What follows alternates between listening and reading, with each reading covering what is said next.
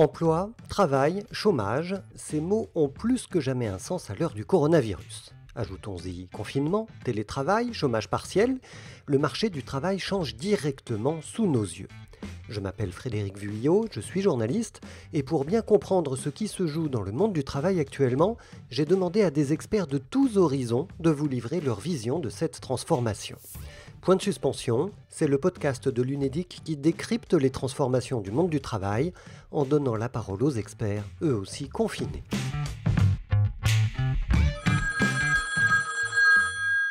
Et nous sommes aujourd'hui avec un politologue, il est directeur du département opinion et stratégie d'entreprise à l'Institut de sondage IFOP. Jérôme Fourquet, bonjour. Bonjour. Pourquoi dites-vous que la crise sanitaire révèle une nouvelle ligne de partage dans le monde du travail ? Alors si cette épidémie constitue une épreuve commune que toute la société française affronte, force est de constater que nous ne vivons pas cette épreuve tous de la même manière.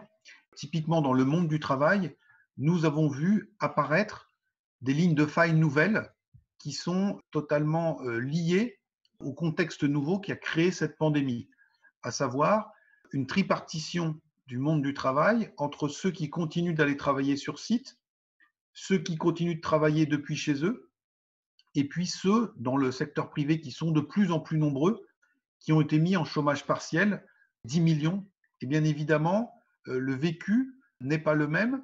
On a vu dans nos enquêtes que le sentiment d'être exposé personnellement et physiquement au virus était partagé par 3/4 des salariés qui continuaient de travailler sur site, alors que ce n'était le cas que de 1/3 des télétravailleurs et à peu près 1/3 également des gens qui étaient en chômage partiel. Donc, au sein d'un même collectif de travail, selon qu'on était encore en première ligne, selon la formule consacrée, ou en seconde ou en troisième ligne, le vécu de ce confinement ne sera pas le même et tout ça laissera des traces, bien évidemment, dans les mois qui viennent. Cette ligne de partage, me semble-t-il, elle n'est finalement que temporaire, elle vaut le temps de la parenthèse du confinement. Est-ce que vous pensez que justement des traces vont subsister au-delà de cette période de crise sanitaire et économique ? Alors, différents points là-dessus. Le premier, c'est que quelque part, de manière très différente, la crise des Gilets jaunes comme cette pandémie a eu comme mérite de mettre le projecteur sur des catégories de salariés, de travailleurs qui sont habituellement les invisibles, les grands invisibles, les grands oubliés. Tout ce qu'on peut appeler les soutiers du système, les petites mains, ou ce que Denis Maillard appelle le monde du back-office, tous ces salariés de la logistique, des transports, du commerce, des EHPAD, du système de santé, tous ces publics-là ont été remis par la force des choses en lumière au moment de la crise des Gilets jaunes et maintenant sous le label des premières et des secondes lignes dans le cadre de l'épidémie. Est-ce que ça va laisser des traces durables ? On peut le penser, c'est-à-dire que quelles seront les suites données à cette revalorisation symbolique de ces catégories de personnel ? On parle de primes exceptionnelles, de rémunérations en hausse. Nous voyons une crise économique qui se profile à grands pas vers notre pays. Quelle sera la place laissée à cette revalorisation monétaire et symbolique de ces salariés-là ? Donc on voit qu'il y a des traces. Autre élément qui nous laisse à penser que le monde du travail ne ressortira pas exactement, c'est le moins qu'on puisse dire, en l'état dans lequel il était avant de rentrer dans la crise du Covid. Nous aurons à faire face, hélas, manifestement, à de très nombreuses défaillances d'entreprises, notamment dans l'univers des TPE, PME, pour aller vite, des entreprises qui sont rentrées dans la crise en étant déjà assez fragilisées, auront sans doute les plus grandes peines du monde, en dépit des aides gouvernementales, à passer le cap. Et donc, on aura de nouveau un chômage en hausse et un monde du travail qui, de nouveau, sera segmenté entre salariés du public d'un côté et salariés de grandes entreprises dans ce même camp qui auront une certaine sérénité quant à la perspective de garder leur emploi, et puis beaucoup d'autres salariés qui, l'hôtellerie-restauration, le commerce, les services, seront beaucoup plus inquiets. Enfin, troisième point qui nous laisse à penser qu'on aura des tensions durables sur le monde du travail.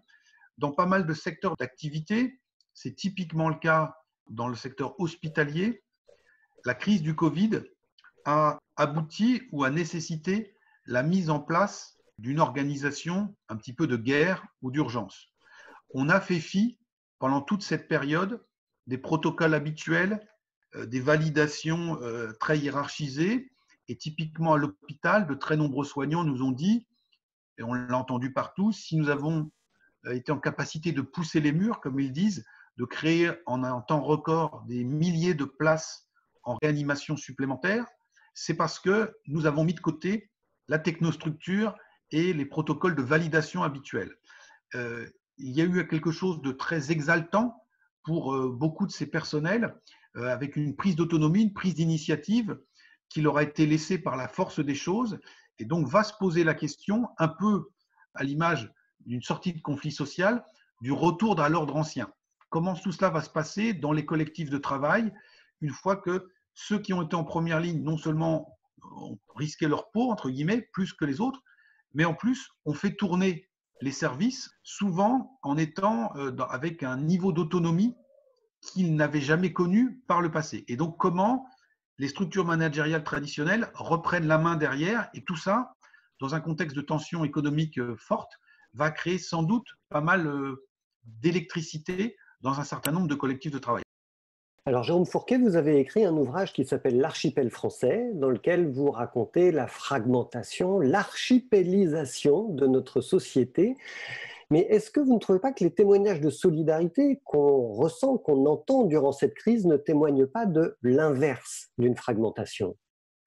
Alors, on peut défendre les deux thèses. Je pense que ce n'est pas contradictoire. Et moi, j'y verrais, pour essayer de hiérarchiser les choses, une lecture chronologique. On a eu dans un premier temps, avec cette crise du coronavirus, un appel à l'unité nationale, l'union sacrée. Le président de la République a parlé d'un pays en guerre. Il y a l'appel au drapeau, tout le monde doit faire bloc. On doit également, en termes sanitaires, être responsable vis-à-vis des autres. On est potentiellement porteur du virus. On a vu aussi des milliers et des milliers de Français applaudir tous les soirs au balcon les blouses blanches. Et donc, il y a incontestablement pas mal de signes d'une solidarité ravivée dans le cadre de cette épidémie. On pourrait aussi prendre le cas, et on n'en parle pas assez souvent, d'initiatives de jeunes, notamment dans un certain nombre de quartiers de banlieue, qui d'eux-mêmes ont décidé, via les réseaux sociaux, eh bien, de porter les courses aux personnes isolées ou âgées de leur immeuble. Et donc, on a effectivement, dans un premier temps, un mouvement de cohésion qui s'est fait. Mais on peut penser aussi et défendre qu'au fur et à mesure que cette crise du Covid s'installe dans la durée, elle a soit créé de nouvelles lignes de faille, on a parlé des premières et des deuxièmes lignes tout à l'heure, soit ravivé un certain nombre de clivages. On a vu, par exemple, des centaines de milliers de cadres, professions intellectuelles quitter les grandes villes pour aller se mettre au vert au début du confinement. De la même façon, en banlieue, on a parlé d'initiatives positives, mais on a des regains de violence aussi depuis quelques semaines dans certains de ces quartiers le soir. On a aussi des attitudes qui vont être un peu celles du sauve-qui-peut en matière économique et sociale au moment du déconfinement qui va se manifester. Je prendrai juste un dernier exemple, ce qui se passe par exemple en matière scolaire, où certes les services de l'éducation nationale ont tenu à peu près le choc, et donc il y a l'école à la maison qui là aussi, dans des délais complètement inconnus, s'est mise en place à très très grande échelle, mais nous aurons, hélas, à la sortie de ce moment, des conséquences qui sont très lourdes. On parle de 5 à 10% d'élèves en décrochage. Alors c'était déjà des publics fragilisés. Eh bien, ces fractures, elles sont ravivées ou remises en lumière et peut-être exacerbées pour certaines. Eh bien, merci beaucoup, Jérôme Fourquet, pour votre analyse. Merci beaucoup. C'était Point de suspension, le podcast de l'UNEDIC qui décrypte les transformations du monde du travail en donnant la parole aux experts.